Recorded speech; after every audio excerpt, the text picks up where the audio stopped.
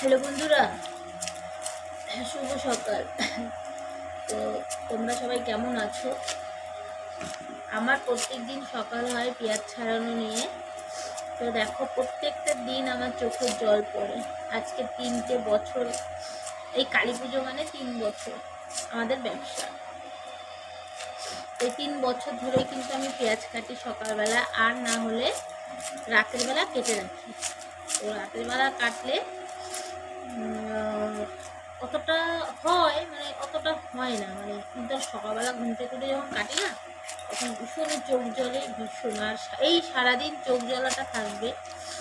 আর দেখো, দিনের দিন আমার চোখগুলো কালো হয়ে গেছে, ঢুকে গেছে। আর কি বলবো, শরীরটা ফুলে গেছে আগে থেকে, কিন্তু চোখ মুখগুলো ঢুকে গেছে। প্রতিদিন যদি সকালবেলা উঠেই মানুষ পেঁয়াজ ছাড়ানোর কাজ, বাবা কি বলবো। যাই হোক, নিজেদের ব্যবসা তো করতেই হবে না। কিন্তু এদিকে বরকে তুমি যতই করে দাও, বরের মন পাওয়া যায় না। আর শ্বশুরবাড়ির তো বাদই দিলাম, শ্বশুরবাড়ির লোক তো আমার সাথে থাকি না, মানে আমি, আমার স্বামী আর আমার মেয়ে থাকি। তো আমারই সমস্তটাই করতে হয়। আর তার মানে শাশুড়ি ননদ যেই মানে অত্যাচার করে, সেগুলো ধরো আমার বর আমার সাথে করে। মানে ও একাই 100, ননদও লাগবে না, শাশুড়িও লাগবে না, মানে এরকম অবস্থা।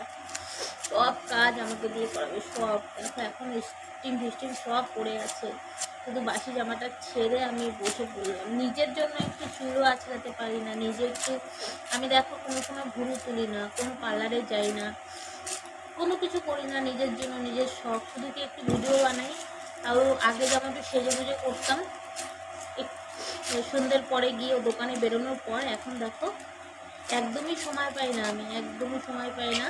আমি যে সন্ধ্যের পরে ইচ্ছে হয় না যে আমি মানে ভিডিও বানাই। মিষ্টি সোনা তো ওকে পড়ানো, এখন স্কুলে ভর্তি করবো সামনে, তো এর জন্য ওকে পড়াশুনো করাতে হয়।